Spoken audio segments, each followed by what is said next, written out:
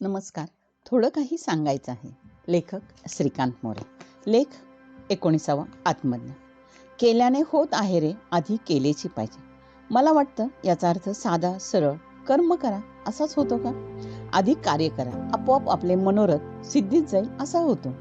केले पाहिजे आधी, मग बोलावे का याचाच अर्थ जे सहज अनुभवता येते ते अनुभवाने शिकून घ्यावे का?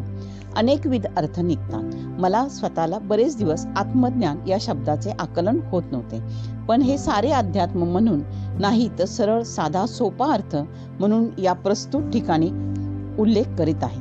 आधी केले मग सांगितले, आधी चिंतन केले मग ज्ञान झाले. तेच तर आत्मज्ञान नव्हे का? मला वाटते आत्मज्ञानासाठी योग, तपस्या वगैरे इत्यादी खूप खोलात मला जायचं नाही.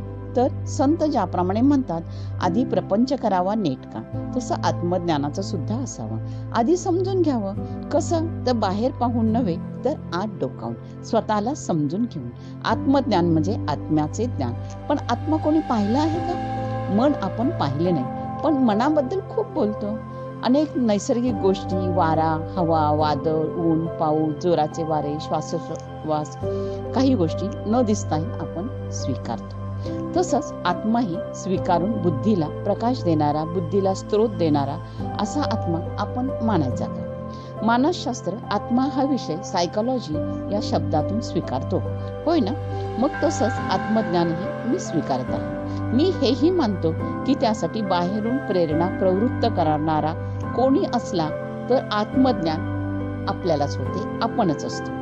मध्यस्थ कोणीतरी अव्यक्त असतो. म्हणूनच हे साधे सोपे सरळ समजले की मग स्वतःबद्दल इतरांना काय विचारायचं?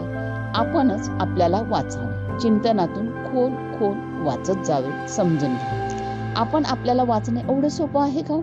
अरे, अनेकविध गोष्टी आपण आपल्याला वाचताना अडचणीत आणतात. हजारो मित्र, प्रजाजन, समाज, पुस्तकं, रूढी, परंपरा. मग या साऱ्यांना बाजूला सारून जेव्हा आपण निर्विकार होऊ तेव्हाच आपण वाचू आणि आपली मूळतः असलेली षड्रिपू जी आहेतच ना, राग, लोभ, मोह, माया, काम, या साऱ्यांना बाजूला ठेवण्याचा प्रयत्न करायचा.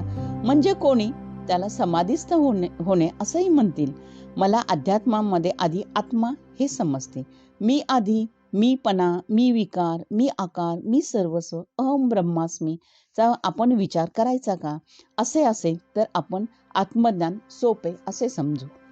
एकदा आत पाहायला लागलो की आपण बाहेर पण पाहत नाही. बाहेरचे दोष आपल्याला दिसत नाहीत.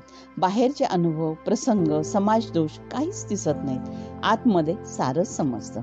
मग दुसऱ्यांना नाव का बरं ठेवायची हेही समजतं. जिभेवर आपोआप नियंत्रण येते, नयनांवर नियंत्रण येते, कारण आतले दृश्य खूपच सुंदर आहे. कान बाहेरचे काहीच ऐकू शकत नाही.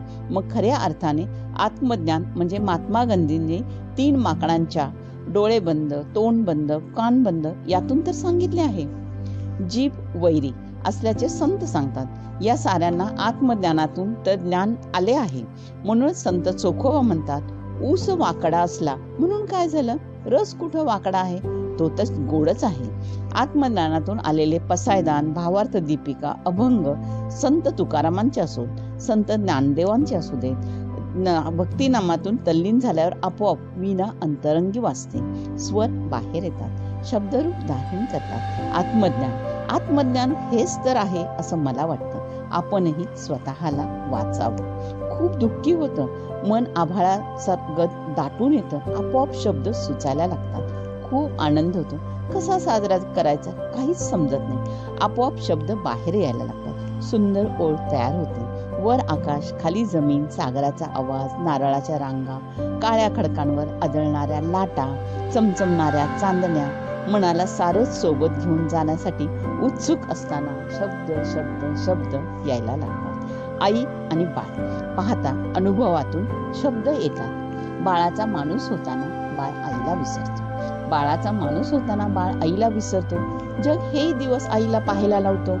लहान मुलगी बोळा पाठीवर सहज फिरवते, साऱ्या रेघोट्या पुसून टाकते, पुन्हा रेघोट्या मारते, पुन्हा पुसते, ओळी सुचतात.